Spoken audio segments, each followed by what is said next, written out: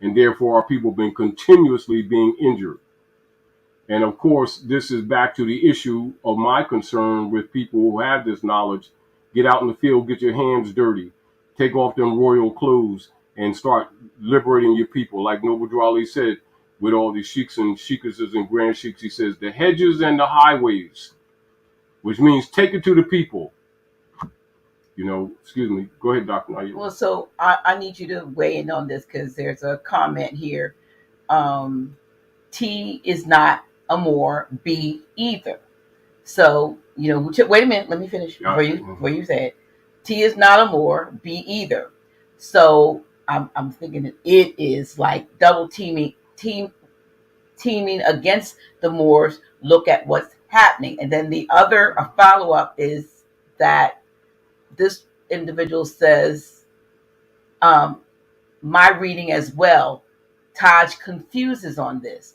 So the fact that I'm just saying, yeah, go ahead. I'm putting them back both there because you know what they're saying. I'll explain. Go ahead. When you talk about them being that one being assigned, they're saying, and right, with good reason, that neither of them are Moors. Legitimate statement. Go ahead. And we've even said that. Statement. We've even said that with regard to where do we figure in legitimate statement to the fight that is over our estate. Legitimate statement. Okay, so weigh in. And legitimate statement and legitimate critique.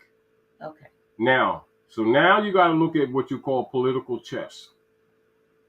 You make a move, Rome makes a move. All right? What is it that Trump's assigned to do? To restore the republic. This is on their part with the military, because the nations won't trade with them anymore, and they won't buy U.S. Treasury bonds anymore, which are the foundation for their economic system that made the Jesuit Order's Federal Reserve what is known as the reserve currency for the world, a status which has been lost. However, you're in flux. When I say you're in flux, because they have been controlling under feudal law your estate. This is back to you comprehending that you've been under occupation. Therefore, you have interest. You have interest because they're occupying your land. They're occupying your estate. They've stolen your gold and silver. They're operating on your land in breach of treaty, etc. By default, you have interest. However, as we said in opening, they've been doing what? Pretending to be Americans, haven't they? And they've been battling over your estate for power over your estate. Meanwhile, you're supposed to have been standing up and starting to take your places among the affairs of men, not forgetting that they're de facto, which I've always said they're de facto. I understand and comprehend exactly what I've been saying. What you're looking at is chess. And guess what? By default, some of our people have been the pawns, and I'm saying by fact, I'm telling many of you, step off the board. Observe them battling over your estate and take your places among the affairs of men. So basically, even though they're battling over your estate, it affects you. So what is our position as having not taken our place in the affairs of men? What is the move now in this chess game for us? Because there's just two sides and we're the third side. Exactly. So now you're supposed to have been studying, haven't you? Isn't that what Drew Ali set up? Can't say that he didn't, because he certainly did. Well, yeah, he did. And then he said, come all ye Asiatics of North America and hear the truth about your nationality and your birthrights. You're not Negro, black, colored, or Ethiopian. Come and link yourselves back with the families of nations. Now, look at Act 1 of the Divine Constitution and Bylaws. He says the chairman and moderator is put in power to make law and to enforce law if he lives according to love, truth, peace, freedom, and justice. And it is known by the members of the Moorish Temple of Science, i.e. Moorish Science Temple of America. Is that not what's written? So meanwhile, while our people are in learning stage, those occupiers are fighting over your estate, hoping that you don't wake up. But when it all boils down, when they restore the republic, guess what? They're restoring the obligations of the treaty. I suggest that you read civil orders issued to Barack H. Obama by Pope Francis. And then you'll understand why I've been saying what I'm saying. Trump is assigned. I told you that. It's a chess move. And our people are behind the curve. The heirs of the estate are behind the curve. All this time while they're battling, you should be studying and doing your shadow work. And nature will take care of the rest. I would think, though, in this battle that's going on, if Mr. T's side is... So you don't look at that. They're two sides of the same coin. No, but I know that. If he and whoever is with him should prevail, that we have a better opportunity or chance that's of restoring that's the chess move. Our estate, because of and the reason why I say that is because of some of what was done while he was still in office that many Moors were not aware of, that he's actually those executive orders. He had made executive orders. He had sent information. I have copies of letters that he sent telling Moors to come get their stuff. Exactly. That they were entitled to it. Exactly. That had I saw them. I have copies. Say public for our people, what can you lose? What do you have to lose? You keep voting for the Ku Klux Klan, i.e. the Democratic Party, which means the cabal. And it doesn't mean that the rhinos of the Republican Party are any better. Right, because you got them on from both sides. This is why they've all been countering him. That's not defending Trump. It's understanding the chess move. He was put in place to restore the republic. And I suggest that you all read the civil orders from Pope Francis to Barack H. Obama. You can pull it up on your phones right now, and that will be your answer. I wasn't unaware of what I was saying, and I wasn't unaware that people would take it wrong. I didn't call them that they were Moore's direct heirs. However, we have interest in their affairs, and they're battling over your lost estate. Pay attention. And be prepared to take your places of restoration of your estate. That's why over the last 10 years or so, I've been telling people a reversion of estate, because it's promoting a concept of thinking. So that you're doing your studies in the area of competence that our people, as these things collapse, because they are collapsing, for our people to restore competently a right of claim of their estate, and not be distracted or diverted by people among our own who are parasitic in their character, which his sister was talking about earlier, that we got to cleanse from among us, who are really secret operatives working secretly with the Bar Association, making these things complex when they're not complex whatsoever. It's just our people need to purge themselves of false thinking and false paradigms. But it doesn't mean that they're not supposed to look at things. I'm not saying that. No. I'm saying because everything is a chess move. And even when you look at things that Drali did earlier, you'll see them falling in place right now. It's called fifth-dimensional chess. Here's a question. Can parents request the surety bonds of teachers, faculty when they are found not to be doing their jobs? Repeat that again. Can parents request the surety bonds of teachers, faculty when they are found not to be doing their jobs? Of course. Have our people been suing them, going against their surety bonds? Have they been doing it? I don't think so. No. I don't. So now, isn't this back to the principles that we were talking earlier, that our people need to know how things are structured, how they work, so intelligently they themselves can restore their right of estate by doing what? Making claims against those who trespass. Write this word down too. Trespass against their estate that they didn't even know that they had. Back to the birthright issue, isn't it? And so my appeal is to people, is to us to start doing things intelligently more intelligently, and that the fact of our people having a comprehension of what's going on itself will bring the unity that our people aren't going to come in unity just because it's a good idea and just because we need it. You cannot take an ignorance and liberty do not harmonize together.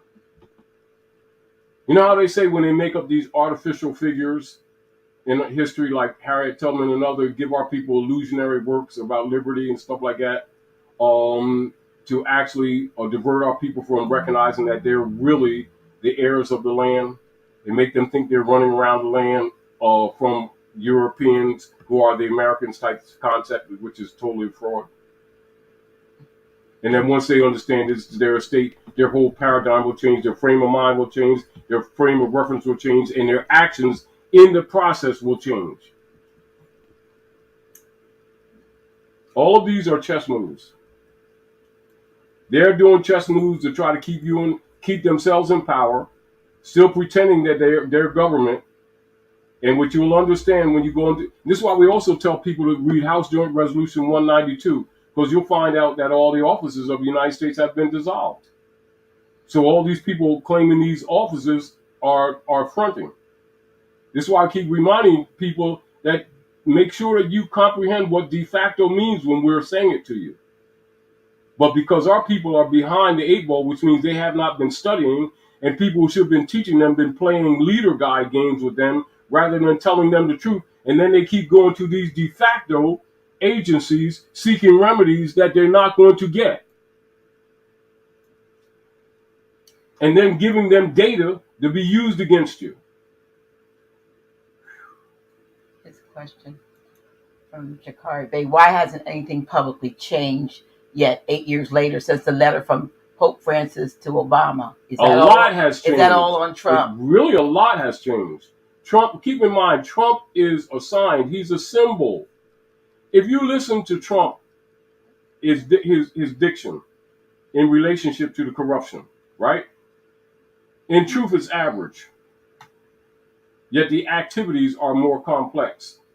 So a lot of the policies of the transfer of misprision operatives to Gitmo, etc., is a more sophisticated operation than what you see on the surface with Trump. Trump is a figurehead. I said that before and I'm saying now. He was assigned. The presidency for the United States is dissolved.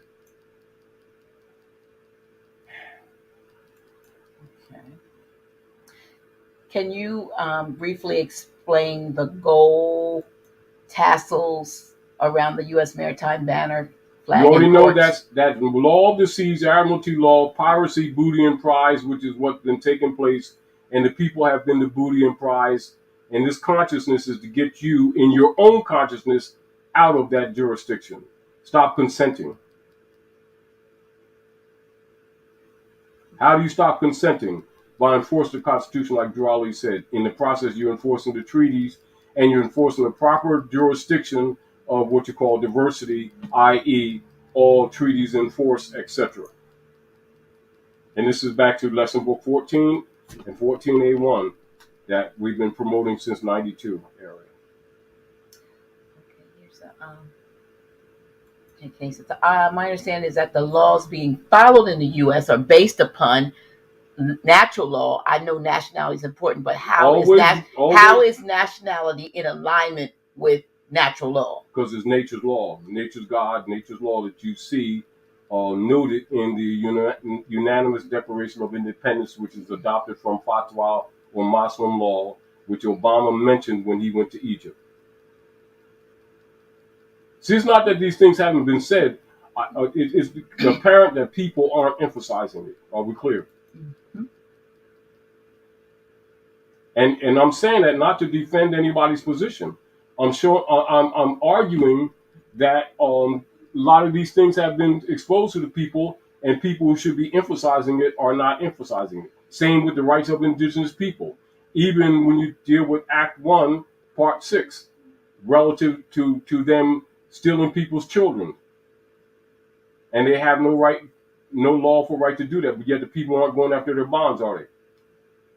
They're going to the corporate court venues of human trafficking, trying to get due process and getting frustrated. Is this not the conversation we've had with family members in recent times, Dr. Nayo, that you're aware of? Yes. Mm-hmm. And so when you're looking at the offspring, you're looking at, from a principle of admiralty, you're looking at property. Of properties and persons, isn't it? Well, haven't we been saying it for years? Yep. And I'm not trying to say that we're right and everybody's wrong. I'm not saying that. I'm saying if I present a position, I present it on established fact and research. And then I encourage people to do the same so it becomes their own.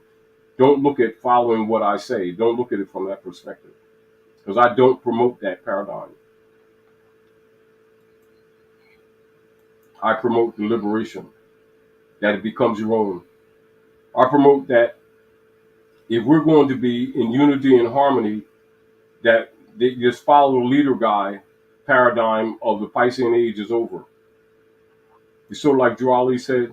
He says, man, go to the altar of Allah and place your hand in Allah's hand yourself because the priesthood is dead type thing. You understand? He's Drew Ali was all about liberation, and people, always try to twist it back into this, follow leader guy. Drew Ali always said, he said, some of your grand governors have followers. Some of your grand sheiks have followers. Some of your sheikesses have followers. But I, your prophet, have no followers. People got to pay attention to things because he gave signals, but I'm not going to argue it. I'm just going to say, make it your own. And choose to act on it or choose not to. The point is, take responsibility for your destiny. Because the issues of cure have been placed before you. And caveats for what you did not know, keys were placed before you to lead you to them, with the instructions that you study and make it your own. I.e., every man, every woman, every child must confess their own. Stop looking for someone else to confess for you. And then look up the word confess too. And you're going to find out it means more than you think it does. That's a question. 2 questions. Well, I'll do this one first.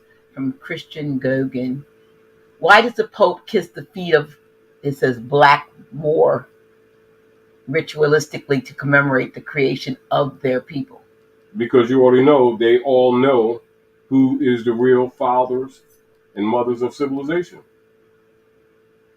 This is why even after they teach the BS in the public forum, they go down in their chambers and bow down to the Moabitess Madonna. And then the dirty ones will call it Black Madonna, which is no damn such thing.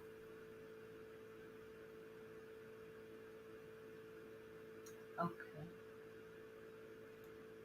See, they do that. See, if you really study the dark priesthood and a lot of the demonism that they do, and a lot of Satanists that they practice, Satanism that they practice, you'll notice that in different methods, whether they do it by signs or symbols, or whether they do it by some allegorical story, etc., they will literally tell the people what they're going to do.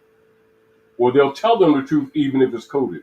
Mm-hmm. But that's because they have knowledge that the laws of nature does not recognize person or station, and that all things living, all things being in existence are subject to those immutable divine laws, whether you're taking a positive or negative position.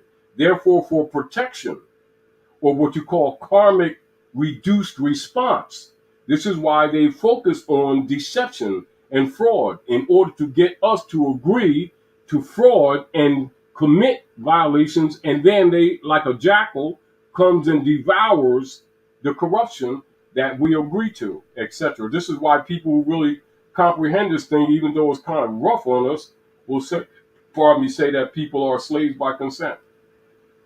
But then that must be examined to comprehend it, so that people, don't play victim all the time.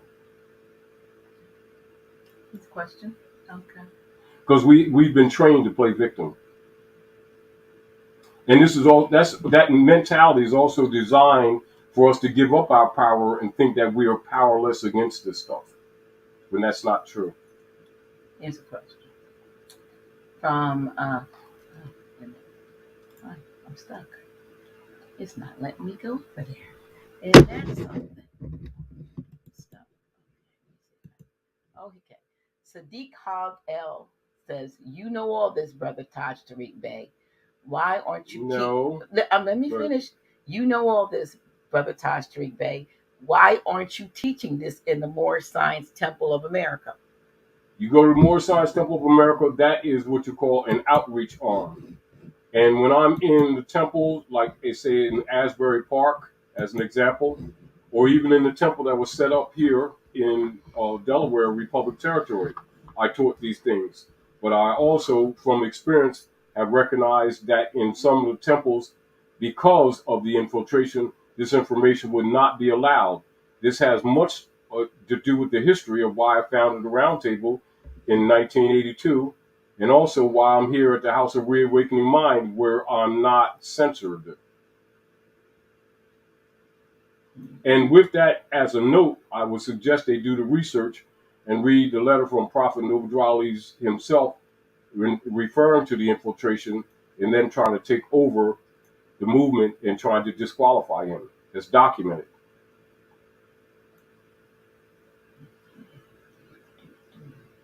And also for people to pretend that the movement was not infiltrated is dishonest. Because you already know that many of them, and you'll have a lot of people that over the years have come in the movement, because as you already know, Dr. Naila, I've already always by practice of the Roundtable, by protocol, sent people to the temple who were not there, had not gone to the temples. And you know a few people from your experience of people who's come to the House of Reawakening Minds that I've sent them to the temple, and they had that experience for themselves. As soon as they started sharing some of this information in secret or in private conversation, they would admit that they were right and would shut them down.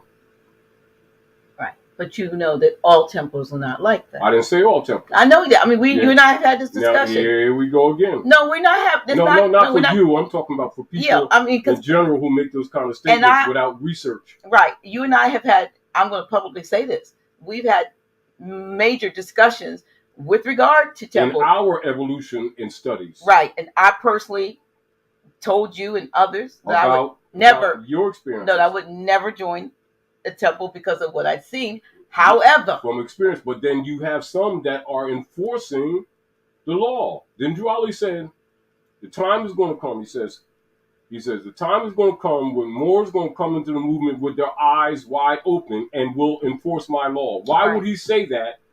Except the caveat is that with the recognition that those who were in seats at the present were not enforcing the law. Right.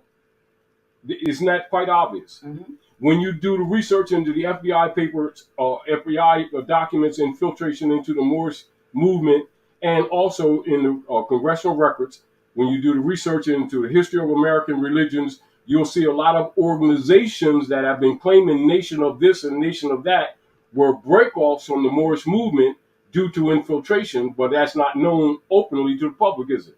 No. But it's documented, isn't it?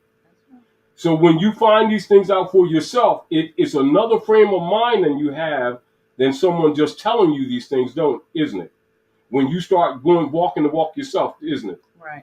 Then you start going to some Moorish Science Temple of America, and then you see them acknowledge the Moorish Holy Temple of Science operations, because Noble Drali set up a civic organization, didn't he? Yep. Give me the literature book, and I'll read that to you for some people who don't know. What literature book? The literature book. But for the record, I have joined the temple. Now, so there are. Right. Here's the literature book issued in the Moorish Science Temple of America, and I want you all to pay attention to this. And this is also addressing the last statement or question that was presented to you that we were answering, right? Yes. And I want you to pay attention, because this will answer much for you.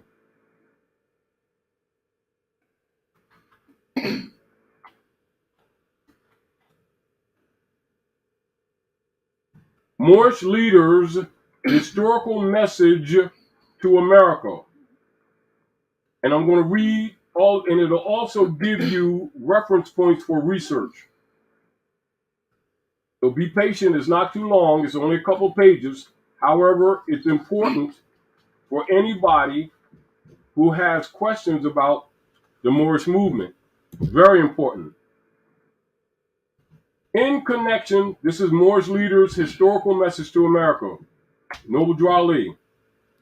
In connection with the aims, objects, rules, and regulations of the Moorish Science Temple of America, I deem it proper to submit to you a brief statement of our organization covering its inception, rise, and progress, and of the Mohammedan religion, which I hope will be satisfactory to you and be the means of causing you at all times to adhere to the principles of love, truth, peace, freedom, and justice in your relation with mankind in general.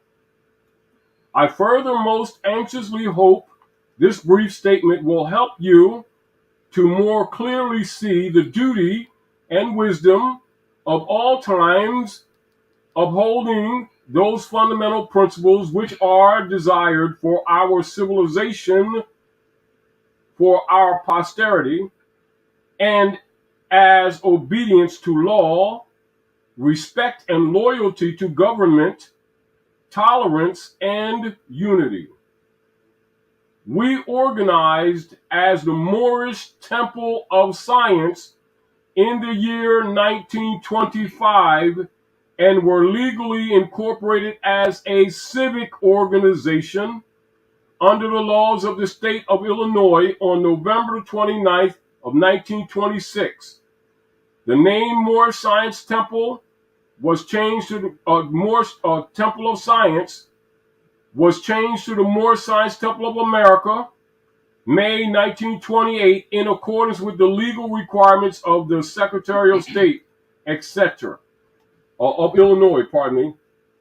The object of our organization is to help in the great program of uplifting fallen humanity, and teach those things necessary to make our members better citizens. Now, that's just a few paragraphs of about 4 or 5 pages. And right now, many of you know, which was said earlier with the sister when she says, Taj, Tarik Bey, why are you not teaching these things in the Moorish Science Temple of America? That was a brother that asked that. A brother, etc. And you will find that many of the governors, i.e. of the Moorish Science Temple of America, have been promoting for years that this is no civic organization. That is a religious organization only, talking about that religious affidavit. And therefore, those civic activities and enforcement of Constitution, which is civics, was not allowed in the teaching forums accordingly. That's an established fact. It's not a condemnation, and it's not a support, etc. It is just a fact of information for those who have wondered why I founded the Roundtable in 1982 and why I became a Mayor of the Order of the Great Seal with a registration in the Library of Congress, etc. And that's a fact. And I've been operative for years, etc. And I've been known for that around the world. But you don't see me going promoting that title, etc. I just do the work. And then by virtue of that, authorized to go to the hedges and the highways to help make our people aware, and by order of the Great Seal of the ancient Canaanite Moabite nation, by right of law and right of position delegated, have been nationalizing people. And then promoting them go to the temple and also for them to study and not trying to make them followers and club members, which I already know has been detrimental to our people. Other people may take different positions. I'm not arguing with them. They got to do what their mother sent them to do. In the end, we'll see who has the proper chess move. Because the stuff is falling apart now, ain't it? Moorish Ruth said, Miss G, you be starting trouble. Not trouble in my start. I ain't starting no trouble. You got me confused there. Yeah, say don't start no stuff. I ain't starting no trouble. I just speak the truth in love. And like we talk on you. It's like this. In order to fix things, we can't be sensitive, and we've got to be honest. I ask you very. And we got to be honest with the questions. I ask you very honest questions. I mean, and that's honest. When I joined the temple, I ask you if that affected you, if you had an issue with. I mean, I did what I did because I'm grown and make my own decisions. And once I heard some of the things they're teaching, I say, go ahead. You need that experience. Absolutely. Because it becomes your own. Right. And you'll comprehend why they're doing what they're doing and that they're proper. Right. And for those who question, we're talking about Temple 43. Yeah, that's right. And it's not discrediting any other temples. We're just talking about our experience, our walk. Right. Because this is a walk of learning. Absolutely. And there's some who acknowledge that Noble Drawley taught civics, and there's some that won't. And so you understand some of the schism. Right. You know, we ain't mad. This is a war. They've been warring on us. And not to admit that would be irresponsible and dishonest, wouldn't it? Absolutely. Wouldn't it be? It would. You can't help the people by lying to them, can you? Right. Let me ask you this question that I didn't see this down here. That's because we're at the end. Says, please ask Grand Sheik, as far as nationality of Moorish Latins throughout Central America, how do we bridge the seeming language comprehension issue when dealing with nationality? All right, here we go. Now, for those of you who have available to you, the Circle 7 Quran, give me the Circle 7 Quran. Mine's all over there. Is it where? It's over there.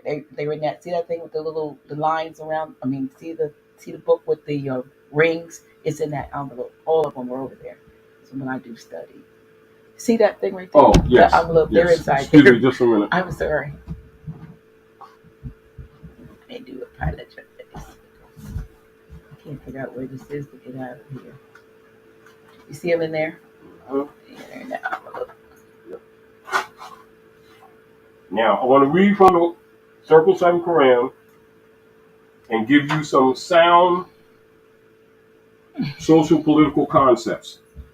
Now, repeat that question for the people. Okay. As far as nationality of Moorish Latins throughout Central America, how do we bridge the seeming language comprehension issue when dealing with nationality? Now, in the political realm, you would call that Tower of Babel. In the splitting of the language. Babel, or what? Babel. Babel. We call it Babel. Now, in fact, you would also comprehend the dominion of Africa. This is very important. And this would be chapter 47, Egypt, the capital empire of the dominion of Africa. The inhabitants of Africa are the descendants of the ancient Canaanites from the land of Canaan. Old man Cush and his family are the first inhabitants of Africa who came from the land of Canaan. His father Ham and his family were second. Then came the word Ethiopia, which means the demarcation line of the dominion of Amexem, the first true and divine name of Africa, the dividing of the land between the Father and the Son. The dominion of Cush, northeast and southeast Africa, and northwest and southwest was his father's dominion of Africa. In later years, many of their brethren from Asia and the Holy Lands joined them. The Moabites from the land of Moab, who received permission from the pharaohs of Egypt to settle and inhabit northwest Africa, they were the founders and are the true possessors of the present Moroccan Empire, with their Canaanite, Hittite, and Amorite brethren who sojourned from the land of Canaan seeking new homes. Their dominion and inhabitation extended from northeast and southwest Africa across the great Atlantis, even unto the present North, South, and Central America, and also Mexico and the Atlantis Islands before the great earthquake which caused the great Atlantic Ocean. The river Nile was dredged and made by the ancient pharaohs of Egypt in order to trade with the surrounding kingdoms. Also, the Niger River was dredged by the great pharaoh of Egypt in those ancient days for trade, and it extends eastward from the river Nile, westward across the great Atlantic, and it was used for trade and transportation. According to all true and divine records of the human race, there is no Negro, black, or colored race attached to the human family, because all the inhabitants of Africa were and are of the human race, descendants of the ancient Canaanite nation from the Holy Land of Canaan. What your ancient forefathers were, you are today, without doubt or contradiction. And there is no one who is able to change man from the descendant nature of his forefathers unless his power extends beyond the great universal creator Allah himself. These holy and divine laws are from the Prophet Noble Ali, the founder of the uniting of the Moorish Science Temple of America. And these laws are to be strictly preserved by the members of all the temples of the Moorish Science Temple of America, that they will learn to open their meetings and guide it according to the principles of love, truth, peace, freedom, and justice.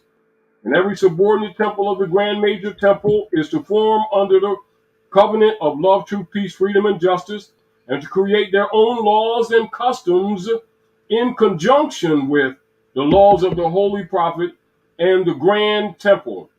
And I, the Prophet Noble Ali, was sent by the great God Allah to warn all Asiatics of America to repent from their sinful ways before that great and dreadful day that is sure to come. The time has come when every nation must worship under its own vine and fig tree, and every tongue must confess his own. And through sin of disobedience, every nation has suffered slavery due to the fact that they honored not the creed and principles of their forefathers. That is why the nationality of the Moors was taken away from them in 1774, and the words Negro, black, and colored were given to the Asiatics of America, who were of Moorish descent, because they honored not the principles of their mothers and fathers, and strayed after the gods of Europe, of whom they knew nothing. So as you can see, when you're dealing with America, North, Central, and South, you're dealing with the Moroccan Empire. And of course, they will tell you, and this is after the fall of the Red House in the Alhambra in Al-Andalusia, which they refer to as Spain after the military operations known as Ferdinand and Isabella, etc., which are military operations, not so much just people as you've been told, etc. That's when Al-Andalusia was named Spain. And so the Moorish Latin was called Spanish, which does not exist. It's Moorish Latin. And so when you go into Moorish history, you will see, or the Moorish Canaanite history, you'll see the multiple dialects from Ibri, that you call Hebrew, from Urdu, Persic, etc., which you call Persia, etc., Persic, Arabic, Aramaic, etc. All of these are dialectical forms. And before the Germanic tribes of hybrid Europeans took over and started burning books and destroying erudition systems of human development, etc., it was common, and it's common now even with many people of Africa who are less colonized than we are here, to speak 7 or 8 languages as a common format. And as you can see, usually when you come more to the north side, you'll see more of the Moors are less able to dialectically disseminate the different dialectical forms of Moorish Latin, etc. And so there's a concept of that we only speak one language type thing, when that's never been true. And so this is again why etymology or the etymon degree is not taught to the people, particularly in the North, because the heartland of the North of North America is where they've been launching the wars against the rest of the world, etc. So it was vital to the hybrid Europeans to suppress fundamental erudition among the Moors of the North. So much of our linguistic Babel suffering comes from that. So it is in our interest to we make those repairs, but know for sure that all of the people, the Tainos, the Borican, etc., Arawak, etc., in the Carib, all the different Caribs, all of these are Moorish Berber tribes. Get over it and start loving one another and start executing your right of estate. Anyway, I want to thank you all for sharing this night with us, etc. And as usual, we try to answer a lot of questions, and we try to be open and understand that and comprehend that we have dialogue because we're family. We're not trying to be, we're the boss and you're the follower. That's not how this works. And as you study, you bring stuff to the table. And yes, ask those tight questions because they need to be answered because a lot more people need to be questioned on things that they've been doing. Anyway, your continued support of the House of Reawakening Minds is greatly appreciated. We want you to know that. We really do. And you can volunteer to assist us with your technical skills and abilities by calling Dr. G during normal business hours at 302-345-0500. That is 302-345-0500. And you can also support via Cash App at cash.me/$reawaken or PayPal at paypal.me/Nyla Gilliam, or send money orders payable to House of Reawakening Minds, and that will be sent to 602 Vandiver Avenue, Wilmington, Delaware, Republic, zip exempt 19802. Thank you for sharing this evening with us, and we hope we help again, because unless our people know what got us in this condition, we can talk all kinds of trash and come together with all kinds of clubisms, but you're not going to heal the nation, and you can't create a new nation. The nation already exists. It's been injured, and it's our duty to help in the great missionary work of uplifting and fallen humanity. And so we need healing, we need support, etc. But do it with love, good intentions, and never with selfish, narcissistic intent, etc. And so you all have a grand evening. And Dr. Nyla, will you share anything with us tonight before we close out? I think I've shared enough. All right. I thank everyone again. Just to echo what you said, we thank everyone for their ongoing support. All the phone calls we get on a regular basis, on a daily basis. I have a little problem getting this stuff unstuck. The calls, the emails, and I apologize sometimes when I don't get to answer your emails. Remember, we're doing multiple things. Yeah, and it's just a handful doing it, like two hands. Yeah. So we just thank you so much for your patience. Thank you for your orders for USB drives, and anything we can do to help, please just reach out to us. Particularly the Maghreb, Hikupta, Egypt of the West, that as Maghreb, or the North Gate, North America, and the Aboriginal peoples here in their operations. And in their social engineering operations, they set up or adopted a set of code, social engineering, particularly constructed from the dark side priesthood of the Bishopric of Rome, and they're known as the Christian Black Codes of 1724, adopted into all of the operative trading states of business operating at North America, which later becomes what you've been told are the states of the Union, which for the most part have been operating in from a de facto platform, particularly since 1860, 61, 62, and constructively well organized since 1871. When those of you who know about some of the operative political body politic operations operating at North America, you will be familiar with what is known as the Organic Act of Congress of 1871, and most scholars and peoples who teach civics are well aware of that official operations of de facto political platforms.